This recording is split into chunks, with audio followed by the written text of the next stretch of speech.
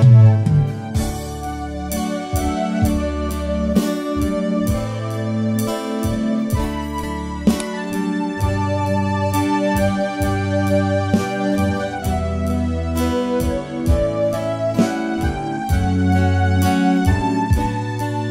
kami Tuhan, sungguh kami tidak ada apa-apanya. We are nothing Tuhan, but you are everything. Roh Kudus turun kuasai kami. Roh Kudus ajar kami untuk menyembah dalam roh dan kebenaran. Bila hadirat-Mu Tuhan boleh nyata hadir tengah-tengah kami, untuk menolong kami, meneguhkan kami bahwa Engkau Allah yang ajaib, Allah yang hidup, Allah yang penuh kasih karunia. Mari jamah hati pikiran kami Tuhan, hanya fokus pada Engkau. Tolong kami Tuhan, kami rindu bersekutu dengan Engkau. Kami mau menikmati kebaikan-Mu, kami mau masuk hadirat-Mu Tuhan. Tolong kami ya Tuhan, dan berfirmanlah kepada kami sebab kami siap mendengarkan. Dan hanya di dalam nama Tuhan kami Yesus Kristus, kita sudah berdoa mencap syukur, kita yang percaya, kita yang siap diberkati kebaikan Tuhan. Sama-sama katakan, amin. Shalom saudaraku, happy Sunday. Silakan duduk. Iya, puji Tuhan ya, terima kasih. Tim worshiper, tim ibadah, Ibu Feni dan teman-teman ya. Bu Maria dan Pak Chandra yang setia ya, Bu Lea. Semoga semakin sehat ya Bu Lea. Haleluya ya. Nah saudaraku, hari ini kita akan sharing tentang pertolongan Tuhan di masa sulit ya. Kita akan buka kitab kita 2 Raja-Raja pasal 4 ayat 1 sampai 7. 2 Raja-Raja pasal 4 ayat 1 sampai 7. Kita akan baca secara bergantian. Ya, saya ayat pertama, saudara ayat kedua, demikian seterusnya. Judulnya minyak seorang janda. Salah seorang dari istri-istri para nabi mengadukan halnya kepada Elisa sambil berseru, "Hambamu, suamiku, sudah mati, dan engkau ini tahu bahwa hambamu itu takut akan Tuhan. Tetapi sekarang penagih hutang sudah datang untuk mengambil kedua orang anakku menjadi budaknya." Jawab Elisa kepadanya, "Apakah yang dapat kuperbuat bagimu? Beritahukanlah kepadaku apa-apa yang kau punya di rumah." Berkatalah perempuan itu, "Hambamu ini tidak punya sesuatu apapun di rumah, kecuali sebuah buli-buli berisi minyak." Lalu berkatalah Elisa, "Pergilah, mintalah bejana-bejana dari luar, daripada segala tetanggamu, bejana-bejana kosong, tetapi jangan terlalu sedikit. Kemudian masuklah, tutuplah pintu sesudah engkau dan anak-anakmu masuk. Lalu tuanglah minyak itu ke dalam segara bejana. Mana yang penuh, angkatlah." Pergilah perempuan itu daripadanya, ditutupnyalah pintu sesudah ia dan anak-anaknya masuk, dan anak-anaknya mendekatkan bejana-bejana kepadanya, sedang ia terus menuang. Ketika bejana-bejana itu sudah penuh, berkatalah perempuan itu kepada anaknya, "Dekatkanlah kepadaku sebuah bejana lagi." Tetapi jawabnya kepada ibunya, "Tidak ada lagi bejana." Lalu berhentilah minyak itu mengalir.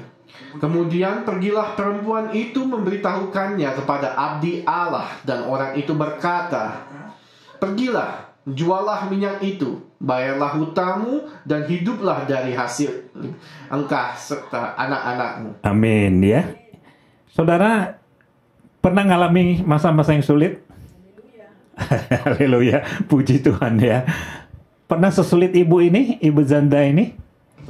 Belum ya. Ibu janda ini sulit sekali. Kenapa? Suaminya seorang hamba Tuhan loh.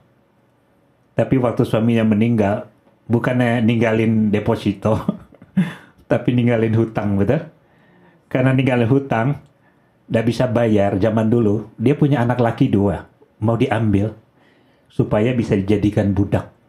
Jadi Anda bisa bayangkan, sudah punya hutang, kehilangan family, anak 2 saudara mau diambil, ya.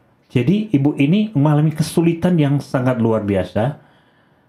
sudah nggak punya apa-apa, punya hutang, suami meninggal, otomatis jadi janda. Anda bayangkan, sekarang penagih hutang datang. Pernah nggak dikejar tukang hutang? Debt collector, belum pernah ya? Serem saudara ya. Saya dulu kerja di bank, jadi saya tahu. Saya bagian audit, jadi saya tetanggaan bagian dengan debt collector. Kami suka ngobrol. Dan debt collector itu cerita kalau saya nagih ya sambil gertak-gertak juga. Mau bayar nggak? Sambil mau nagih itu, mau bayar nggaknya, dia keluarin pisau sambil potong mangga. Lu mau bayar nggak, cepetan gitu. Dan itu biasanya orangnya orang Ambon yang hitam, gede, kulitnya mengkilat, rambutnya keriting. Ya, kerjanya tiap hari jemur supaya hitam, serem gitu. Ya, kalau saudara mau lihat, saya ada fotonya, serem. Dan itu memang, sorry to say, pembunuh bayaran sudah. Ya, Anda kalau lihat TV Anda tahu ya. Jadi kalau dia bunuh orang itu, serem lah. Nah, saudara, seperti itu yang dihadapi ibu ini. Iya. Nah, artinya gini, sudah punya suami hamba Tuhan, kurang apa? Cinta Tuhan, betul? Kok Tuhan izinkan? Ya, something happen kayak gini. Di mana sih kasihnya Tuhan? Seringkali kita ngalami hal seperti itu, ya, tetapi seringkali kita lupa.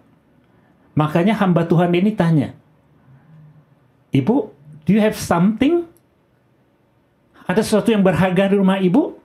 Jawabnya apa? Pertama dia bilang apa?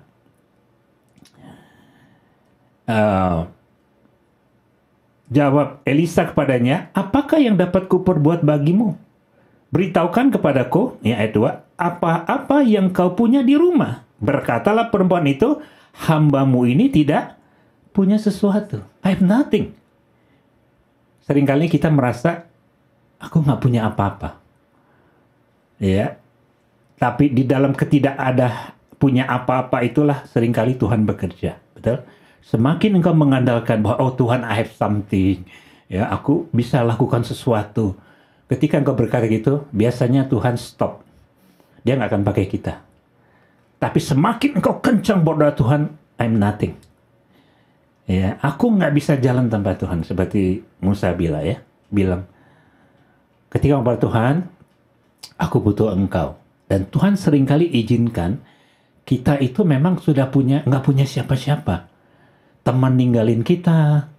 Coba. Ya, semua orang yang kita percaya meninggalkan kita, bahkan mengkhianati kita, Tuhan izinkan itu supaya apa? Supaya kita sadar hanya bergantung sama Tuhan. Betul? Disitulah Tuhan, kuasa Tuhan bekerja. Dan saya bersyukur ibu ini akhirnya dia baru menyadari. Setelah dia berkata, Lord, I have nothing, tiba-tiba dia ingat, but I have a pot of oil. Cuman sedikit. Ya, aku nggak punya apa-apa, tapi masih adalah sisa sedikit minyak. Minyak bicara apa, saudara? Roh Kudus. Ya, kadang-kadang memang kita kalau saking banyaknya masalah, losing faith, betul? Sampai nggak punya iman lagi. Tuhan sebenarnya sayang aku nggak sih? Tuhan masih ada nggak sih? Tuhan masih dengar doaku nggak sih? Kok semuanya habis rata, Tuhan? Tapi kalau kita masih punya iman sedikit, di situ kuasa Tuhan masih bekerja. Amin. Amin ya. Saya kasih satu kesaksian yang indah. Pernah baca buku judulnya Hey God. Judulnya gitu. Hey God, hello Tuhan gitu. Pengarangnya Frank apa ya namanya? Apa Leo gitu belakangnya. Dia seorang penulis buku rohani namanya Frank apa Leo begitu. Geklio nggak salah. Sekali waktu saudara, dia punya seorang putri accident, anak perempuan, ini kisah nyata. Dan accident itu berat, otaknya hancur. Otaknya rusak. Jadi nggak bisa kenal orang, nggak sadar, dan di rumah sakit. Saudara tahu berapa tahun? Bertahun-tahun. Dia seorang cinta Tuhan, dia seorang hamba Tuhan juga. Dia selalu berdoa, tolong doakan saya, anak saya, tolong doakan anak saya. Saudara tahu sampai berapa tahun? 7 years. Dia masih berdoa sampai 7 tahun. Kita kalau udah tahun nggak dijawab, udah nyerah, betul? Kayaknya Tuhan udah dah, saya udah nyerah. Ini 7 tahun dia masih berdoa. Tapi namanya manusia, akhirnya dia frustasi juga. Makanya dia bilang, Tuhan, sorry ya. Apakah engkau Allah yang penyayang? Kenapa anak saya mesti alami itu? Saya diajar mengasihi orang, tapi Tuhan nggak ngasihi anak saya. Apa salah anak saya? Dia nggak punya salah loh. 7 tahun Tuhan izinkan kayak gitu nggak sadar. Ya gimana nggak hancur? Saya sudah berdoa. Di mana-mana minta orang berdoa. Kok Tuhan izinkan? Terus dia bilang, saya give up Tuhan, dia bilang. Aku nggak percaya engkau Allah yang pengasih. Nah, ketika dia udah begitu, Tuhan bicara. Praise me. Praise me. Dia bilang, what? No. I cannot do it. Kepahitan, saudara. 7 tahun. Aku sudah berdoa loh.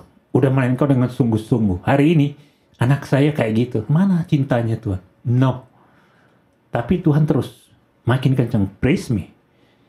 Praise me. No, Tuhan. Dia berontak sama Tuhan. Wajar loh. Manusia ya. Tapi semakin dia berontak, Tuhan semakin kencang. Praise me. Akhirnya, oke, dia mulai lembut hatinya. I praise you, but please help me too. Negosiasi. Akhirnya dia nyerah. Dia puji Tuhan. Dia datang ke tempat anaknya, anaknya tidak bangkit, tapi dia berusaha. Dia katakan Tuhan baik. Tuhan itu hidup.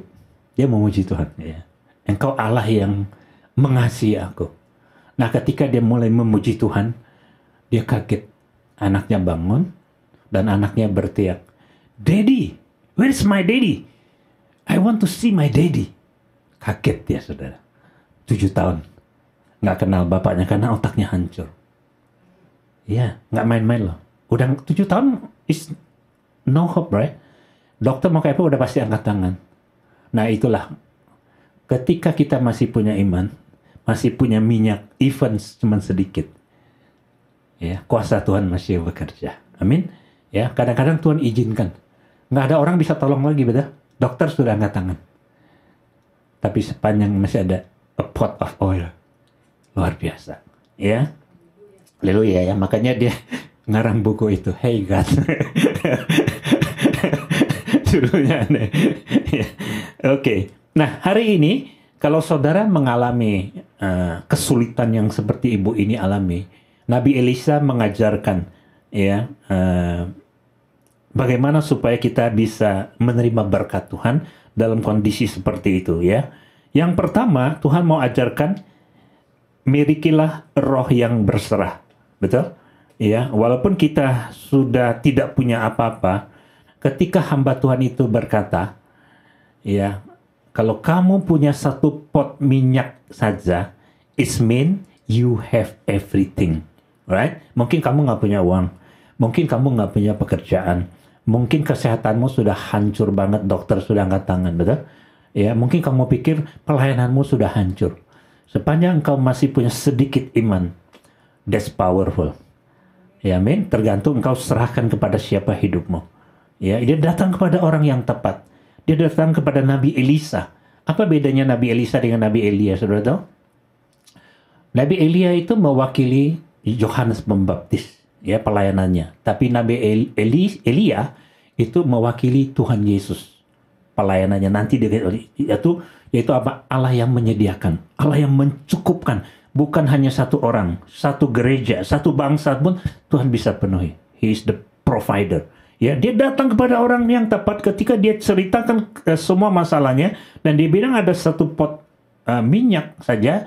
Nabi Elisa mau bilang, hey, kalau kamu punya 1 pot, kamu nggak usah khawatir lagi. It means you have everything. Sekarang miliki roh yang taat. Ya, apa katanya selanjutnya? Lalu kata Elisa itu, pergilah sekarang, ya, mintalah bejana kosong, ya, dari luar, dari tetanggamu.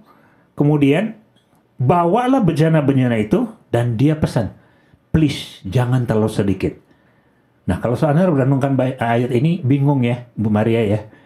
Saya itu punya minyak tinggal sedikit. Ngapain minta bejana-bejana kosong? Kan bikin malu. Betul ya? Bikin malu. Nah, seringkali kita begitu. Ya. Kita nggak punya roh yang taat, tidak punya roh yang berserah. Ya, padahal Tuhan mau kasih tahu. Kamu punya iman nggak sih? Ya, kalau kamu masih punya iman, kamu taat saja. Nggak usah malu, taat saja. Nah, kita seringkali kalau belum melihat, belum percaya. Tuhan ajarkan, percaya dulu, nanti kamu lihat pekerjaan Tuhan. Kan gitu.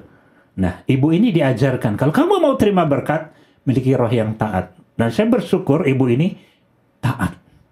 Ya, dia pergi ambil bejana-bejana kosong, dia kumpulkan. Lalu, ayat 4, kemudian masuklah, betul? Kemudian masuklah, tutuplah pintu, sesudah engkau dan anak-anakmu masuk. Lalu tuanglah minyak itu ke dalam segala bejana, mana yang penuh, angkat. Tuanglah. Apa arti tuang? Tuang, walaupun itu kosong, tuang. Artinya apa? Release your faith. Betul? Biarkan imanmu bekerja. Walaupun itu kosong, percayalah. Ya, miliki iman. Tuang. Sama dengan waktu Tuhan Yesus bikin mujizat air menjadi anggur. Betul? Waktu dia suruh bawa air itu, betul? Kasih kepada pengantin. Itu waktu dia cedok itu masih air nggak? Air. Kapan mujizat terjadi? Waktu dia mulai jalan, saudara. Ya, yang dia bawa air. Tapi when he release his faith, dia biarkan imannya bekerja, dia lepaskan imannya, di dalam perjalanan itulah begitu sampai sudah rubah jadi anggur. Ya, saudara mengerti ya. Nah, itu yang Tuhan mau ajarkan. Ya, sekalipun aku tidak melihat, tapi aku percaya. Ya, ketika aku taat, apa yang Tuhan mau aku taat. Aku jalanin aja. Aku lakukan bagian saya. Tiba-tiba di tengah jalan Tuhan ubahkan. Ya, teruslah menuang. Hari ini sama. Sebetulnya Tuhan ini bukan hanya, nah banyak hamba Tuhan bicara, oh ini berkat. Ya, itu bisa juga. Tapi hari ini saya mau bicara bahwa bejana kosong itu sama bicara jiwa-jiwa yang kosong. Betul. Banyak hari ini jiwa-jiwa itu kosong. Nggak ada minyaknya. Rohaninya kering. Banyak orang, sorry to say, pura-pura rohani. Ya, pura-pura I'm fine. I'm okay. Padahal dalamnya kosong. Kering. Nggak ada Tuhan. Buktinya, karena masalah sedikit, hancur. Kesenggol sedikit, lari daripada Tuhan. Betul? Ada apa-apa, mau bunuh diri. Give up. Kenapa? Karena sesungguhnya potmu itu kosong, nggak ada minyaknya. That's why you gampang jatuh. Nah, hari ini Tuhan panggil kita, even kita punya minyak sedikit, even kita punya roh, iman yang sedikit, ketika engkau berserah sama Tuhan, Tuhan tetap bisa pakai saudara untuk menjadi berkat buat bejana yang kosong. Betul? Banyak jiwa yang perlu diisi. Betul? Milikilah roh yang berserah. Tuhan bisa pakai. Iya, tapi kuncinya apa? Tuhan, I'm nothing. Saya nggak punya apa-apa. You have everything. Betul? Percayalah. Ketika semakin engkau berkata, Tuhan, aku nggak punya apa-apa, semakin Tuhan pakai. Makanya Tuhan izinkan kadang-kadang seperti wanita itu. Nggak ada orang yang bisa nolong lagi. Ya, dia biar kita seorang diri. Supaya kita menyadari ada satu yang masih bisa tolong. Ya, ada satu yang powerful. Maka kita datang kepada dia dan kita berkata, Tuhan, aku mau berserah pada engkau. Ya, jadilah sesuai kehendakmu. Ya, masuklah ya ke ruang kamarmu. Jangan fokus sama yang lain. Tutup pintu yang lain. Pintu gelisah engkau tutup. Ya, tutup pintu yang menggoda jam doamu. Teman kek sebaik apapun, sorry ini waktunya aku berdoa, betul? Ya, aku sorry ya. Ketakutan, kengerian, itu pintu-pintu harus ditutup, fokus sama Tuhan. Kalau Anda bisa lakukan itu, menurut saya ini luar biasa. Ya, amin ya. Nah, saudaraku, seringkali kita itu tidak melihat potensi kita. Demikian juga sikap kita terhadap pasangan kita, teman kita, anak kita, pengerja kita, gembala kita. Saya kasih ilustrasi yang gampang. Jangan suka kita menjudge orang. Karena kita harus rilis kita punya iman. Misalnya contoh. Ini kisah nyata. Ada seorang wanita yang punya talenta pinter nyanyi. Saudara. Dia suaranya bagus. Tapi sayangnya dia punya suami itu ahli musik. Pinter musik, ngerti musik. Jadi setiap kali dia nyanyi, suaminya celah. Suaminya pinter musik. You nyanyinya salah. Ya, you temponya kecepatan. You nyanyinya salah, you fales. Lama-lama istrinya dijudge begitu down, betul? Besok-besok nggak mau nyanyi lagi. Padahal ibu ini punya karunia bisa nyanyi. Tapi karena suaminya judge dia terus, dia down. Nah, singkat ini kisah nyata. Singkat cerita, akhirnya dia bercerai. Dan akhirnya dia menikah lagi dengan tukang ledeng. Tahu ya tukang ledeng kerjanya apa? Gergaji ledeng, potong ledeng. Ngok. Karena dia suka nyanyi, dia nyanyi lagi dengan suami yang baru. Lalu dia tanya suami yang baru, "Pak, menurut Bapak aku suaranya bagus nggak?" Suaminya langsung bilang, "Bagus sekali. Suaramu itu luar biasa." Kenapa? Karena tiap hari ngek pusing. Nah, dengar suara isi, bagus. Besok nanya bagus. Pertanyaan saya, ibunya semangat nggak nyanyi? Semangat. Ya, karena disupport dari hal yang kecil. Besok-besok jadi penyanyi beneran. Ya, hari ini sama. Ya, siapapun kita. Walaupun kita punya sesuatu yang sedikit. Kita punya iman, Tuhan bisa bikin bejana-bejana lain jadi penuh. Amin. Amin ya. Itu sebabnya jangan suka punya self image. Saya ini jelek, sorry to say ya, saya ini nggak sekolah misalnya. Ya, sudah tahu Benehin itu nggak sekolah sudah, nggak sekolah tinggi. Mungkin SMA pun nggak tamat kalau nggak salah. Iya. Tapi kalau dia melayani Tuhan sungguh-sungguh, menurut saya dia orang hebat. Ya, banyak kitab-kitab yang dia bisa wahyukan. Terlepas dari kekurangan dia. Dipakai Tuhan luar biasa. Kenapa? Saya tahu dia powerful. Karena saya cerita. Saya ingat nama guru sini itu Ibu Mega juga. Betul? Dokter gigi itu. Yang saya bilang. Ya, hari ini nangis seperti susah nggak ada pertolongan. Tapi Alkitab bilang di kitab Mazmur, betul? Esok hari Tuhan kasih sorak-sorai. Ya, coba tampilkan ayatnya ya. Mazmur 30 nggak salah. Nah, gurunya Sidin aku ingat. Lambungnya sudah kanker. Sudah hijau, nggak bisa makan, udah pasti mati sudah pakai kursi roda, ya. Bahkan pendetanya melarang dia ke gereja karismatik, melarang. Tapi dia punya faith, ya. Dia tanya sama dokter orang Muslimnya, dokter kita sama-sama dokter, boleh nggak saya ke gereja karismatik? Oh boleh. Jujur secara kedokteran masih ada harapan nggak? Kami sudah give up. Karena you makan muntah, minum aja muntah. Dan saya dikasih lihat fotonya, kanker itu kayak balon kecil-kecil ya, berdarah semua. Ada itu, bukan saya mengkultuskan pendeta ya. Ada hamba Tuhan yang luar biasa, datang aja. Hari pertama datang memang tidak sembuh. Hari kedua udah nggak kuat. Hari ketiga, hari terakhir masih punya faith. Faith yang kecil itulah Tuhan bekerja. Pendetanya belum khotbah. Baru song leader aja. Dia naikkan puji-pujian. Apa yang terjadi? Dia bisa bernubuat. Ibu, Tuhan bilang ibu udah sembuh. Saya punya fotonya. Yang masih berdarah-darah. Besok saya mau pulang Indonesia. Kalau ada saya bawain. Berdarah-darah. Pergi KKR. Pulang. Di jalan langsung bisa minum. Bisa makan nasi tim.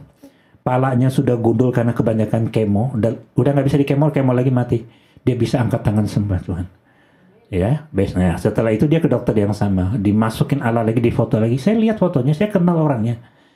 Licin, baru. Kalau engkau punya iman, betul? Amin. Release your faith. Tuhan bilang, berapa sih kapasitasmu? How much you can bring? The empty pot. Bring it to me. Saya penuhin nggak? Terus sampai kamu puas, sampai ibu ini bilang Lord atau Nabi Elisa nggak ada lagi, semuanya sudah penuh. Seberapa kapasitas imanmu, itulah yang Tuhan berikan. Kalau engkau punya iman bisa gereja ini penuh, gampang pakai Tuhan. Ya, tapi miliki roh yang taat, lalu saya bilang Tuhan, I'm nothing. Semuanya karena engkau. Nah itu yang Tuhan. Amin. Bukan kekuatan kita. Ya, jadi Tuhan kalau kasih itu more than enough.